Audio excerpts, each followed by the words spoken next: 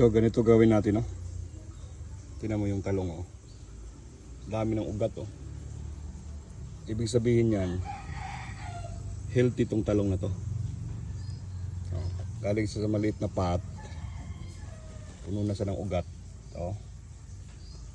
Tatanim natin dito sa polybag na malaki. Ganyan. Dapat isama mo yung lupa na pinagtaniman niya dati. Yan. Para lalaki pa siya. Malaki na yan.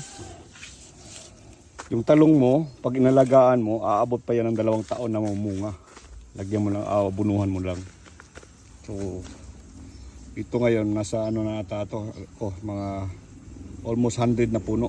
So, dating ng panahon, unlimited talong.